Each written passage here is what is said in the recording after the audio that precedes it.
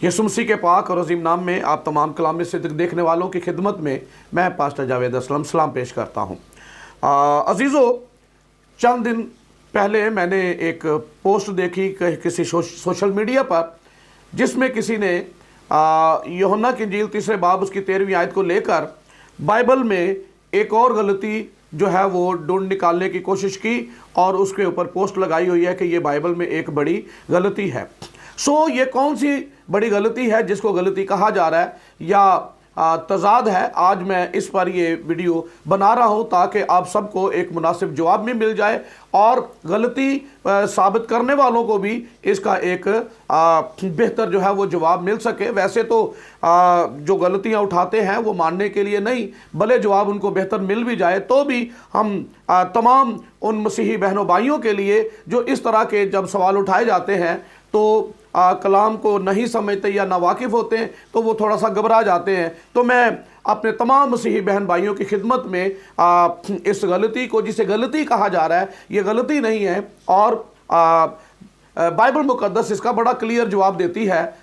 यूँ तो बाइबल मुकद्दस पर शुरू ही से हमले किए जा रहे हैं और बाइबल में तजादात और गलतियाँ और पता नहीं क्या क्या साबित करने की कोशिश की जा रही है, लेकिन शुरू से लेकर आज तक हमने ये देखा है कि जितने एतराज़ उठाए गए, जब लोगों ने तहकीक की तो वो बाइबल पर ईमान ही लाए हैं, बाइबल से मुनहरफ नहीं हुए। और यही सबब है कि आज बाइबल मुकद्दस दुनिया में सबसे ज़्यादा फ़रोख्त होने वाली और दुनिया में सबसे ज़्यादा पढ़ी जाने वाली किताब जो है वो बाइबल मुकद्दस ही है। ये गलती कहाँ पर उठाई गई है? यूहन्ना की इंजील 3 बाब उसकी 13वीं आयत लिखा है, और आसमान पर कोई नहीं चढ़ा, और आसमान पर कोई नहीं चढ़ा सिवा उसके जो आसमान से उतरा, यानी इब्ने आदम जो आसमान में है। आमीन। तो सवाल उन्होंने ये उठाया है कि देखें यहां पर लिखा है आसमान पर कोई नहीं चढ़ा, तो उन्होंने साथ में यह भी बयान किया कि पुराने अहदनामा में लिखा हुआ है कि एलिया खुदा का बंदा आसमान पर उठा लिया गया। इसी तरह हम देखते हैं कि खुदा का बंदा हनूक जो है वो भी खुदा के साथ साथ चलता रहा और खुदा ने उसे भी आसमान पर उठा लिया। तो यहाँ पर बयान ये किया जा रहा है कि देखिए बाइबल में लिखा हुआ है कि एलिया और हनूक आसमान पर उठाए गए हैं और यहाँ पर लिखा हुआ है कि आसमान पर कोई नहीं चढ़ा। तो देखिए बाइबल में एक और गलती, और इस गलती को गालबन नंबर कुछ दिया हुआ है, 84 नंबर गलती है। इसका मतलब है उससे पहले भी कुछ बातों पर वो गलती जो है वो साबित करने की कोशिश कर चुके हैं। हैरानकुन बात यह है कि जब इतनी तहकीक इन लोगों ने की है कि पुराने अहदनामा में तो मिलता है कि आसमान पर एलिया और हनूक उठाए गए, और यूहन्ना की इंजील का हवाला भी उन्हें याद है कि यीशु मसीह ने फरमाया आसमान पर कोई नहीं चढ़ा। तो जब आपने ये गलती दिखाने के लिए इतनी तहकीक की है तो काश कि थोड़ा सा दिल लगाकर इसको समझने की कोशिश करते तो बात बड़ी आसान सी है। जब ये लोग जो इतराज़ कर रहे हैं खुद 7 आसमानों की बात करते हैं, तो यहां पर साबित ये करने की कोशिश की जा रही है कि आसमान एक ही है और एलिया हनूक तो आसमान पर उठाए गए और यीशु मसीह ने कहा आसमान पर कोई नहीं उठाया गया। और सुनने वाला फौरन जो है वो सुनकर थोड़ा सा ये तो सोचेगा कि यार वाकई यहाँ तो ये लिखा हुआ है। तो जब ये सवाल जो उठाने वाले हैं खुद 7 आसमानों को मानते हैं, तो फिर हमें यह देखना है कि एलिया और हनूक भी उठाए गए और इब्ने आदम के बारे में भी लिखा हुआ है कि आसमान से उतरा। तो भाई पहले ये तो देख ले किस आसमान की बात हो रही है। चले खैर बाइबल में 7 आसमानों की तो बात नहीं हो रही, लेकिन 3 आसमानों की बात बाइबल में जरूर की जा रही है। एलिया और हनूक आसमान पर उठाए गए और खुदावंद यीशु मसीह ने कहा आसमान पर कोई नहीं चढ़ा।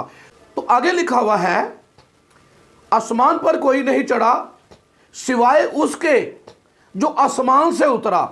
तो यहां पर यह भी तवज्जो की जाए कि आसमान से उतरने वाला है कौन? इब्ने आदम। तो एलिया और हनूक आसमान पर उठाए गए, ये हमारा ईमान है क्योंकि बाइबल मुकद्दस में ये लिखा हुआ है, हम इससे मुनारफ नहीं है, बिल्कुल लिखा हुआ है और वो आसमान पर उठाए गए हैं। जब ये बात खुदावंद यीशु मसीह ने की है तो ये बात भी अपनी जगह उसकी एक अहमियत है जिसको समझना बड़ा जरूरी है, और वो है ये है कि आसमान पर कोई नहीं चढ़ा सिवाय उसके जो आसमान से उतरा। तो भाई इब्ने आदम की बात हो रही है। खुदावंद यीशु मसीह ने अपने बारे में फरमाया है कि एलिया और हनूक तो आसमान पर उठाए गए हैं, लेकिन इब्ने आदम उस आसमान की बात कर रहा है जहां से वो आया है। खुदावंद यीशु मसीह जिस आसमान से उतरे हैं उस आसमान की बात हो रही है कि वहां पर कोई नहीं चढ़ा। ये नहीं लिखा कि आसमान पर कोई चढ़ा नहीं, और उसकी बात हो रही है। यानी एक जब समझेंगे एक आसमान तो फिर यही प्रॉब्लम यही आएगा। लेकिन हैरान कुन बात है, मैंने शुरू में कहा कि खुद 7 आसमानों की बात करते हैं तो फिर यह भी खोज लगा लेते कि यार पहला दूसरा तीसरा कौन से आसमान की बात हो रही है। तो क्योंकि उन्हें बाइबल पर एतराज करना है ताकि लोगों को मुनहरफ करें, उनको ईमान से गुमराह करें, तो ये उनकी कोशिश नाकाम रहेगी। क्योंकि जो तहकीक करेगा वो बाइबल पर ईमान लाता है, उससे मुनहरफ नहीं होता है। सो मेरे मसीही बहनों भाइयों, खुदावंद यीशु मसीह ने अपनी बात की है कि जहां से वो आया है, तो फिर कहां से आया है। 3 आसमानों की बात तो बाइबल मुकद्दस में की जा रही है। 2 कुरिन्थियों उसके 12वें बाब में पौलुस रसूल एक शख्स का जिक्र करता है। लिखा है कि मैं एक शख्स को जानता हूं जो यकायक 3रे आसमान पर उठा लिया गया और 3रे आसमान पे फिरदौस में पहुंचाया गया उसे। तो इसका मतलब है कि फिरदौस 3रे आसमान पर है। और खुदा के ये बंदे जो उठाए गए हैं, एलिया, हनूक, उससे पहले खुदा के बंदे बुजुर्ग अब्राहम और इसहाक, याकूब, और इवन के जब सलीब पर डाकू से खुदावंद ने कहा कि तू आज ही मेरे साथ फिरदौस में होगा, तो इसका मतलब यह है कि फिरदौस 3रे आसमान पर है। तो खुदा के जितने भी ईमानदार बंदे हैं वो सब के सब 3रे आसमान यानी फिरदौस पर पहुंचाए जा रहे हैं। और गरीब लाजर और अमीर आदमी की जब हमें तमसील मिलती है तो वहां पर भी लिखा है कि वो बाप अब्राहम की गोद में यानी आराम में है, फिरदौस में है, और वो अमीर आदमी जो है वो आग में तड़प रहा है। तो फिरदौस 3रे आसमान पर है। पर बात वो है कि इब्ने आदम ने जिस आसमान की बात की है वो ना पहला है, ना दूसरा है, ना तीसरा है। वो बात हो रही है आलमे वाला की, यानी सब आलमों से ऊपर आलम जहां से वो आया है। खुदा की हजूरी लिखा है कि वो उस नूर में रहता है जहां तक किसी की रसाई नहीं है। तो वो आलम जो तमाम आलमों से ऊपर है उसे आलमे बाला कहा गया है। उसका कोई नंबर नहीं दिया गया कि ये दूसरा आसमान है, ये तीसरा आसमान है, वो है आलमे बाला। तो इफ्सियों के खत में मैं आपके लिए एक हवाला पढ़ूंगा जी। इफ्सियों के नाम पौलुस रसूल का खत है और 4 बाब और 8वीं आयत खुदा के पाक कलाम में से तिलावत करता हूं। इसी वास्ते वो फरमाता है कि जब वो आलमे बाला पर चढ़ा, कहां पर जी? आलमे बाला पर। इफ्सियों 4 बाब उसकी 8वीं आयत। इसी वास्ते वो फरमाता है कि जब वो आलमे बाला पर चढ़ा तो कैदियों को साथ ले गया और आदमियों को इनाम दिए। तो यह है जी आलमे बाला की बात हो रही है, क्योंकि यीशु मसीह ने फरमाया मैं खुदा में से निकला और आया हूं। इब्तिदा में कलाम था और कलाम खुदा के साथ था और कलाम खुदा था और कलाम मुजस्सम हुआ। तो इब्ने आदम अपने बारे में ये कहता है कि मैं खुदा में से निकला हूं।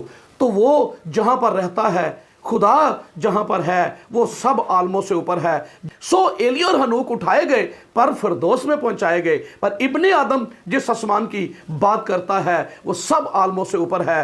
वो आलम जहां पर खुदा है और उसके मुकर्रब फरिश्ते हैं और लाखों करोड़ों फरिश्ते हैं, जहां पर दिन रात आराम किए बगैर उसकी सताइश और तमजीद करते हैं। उम्मीद है खुदा के लोगों आपको ये बात समझ में आ गई होगी।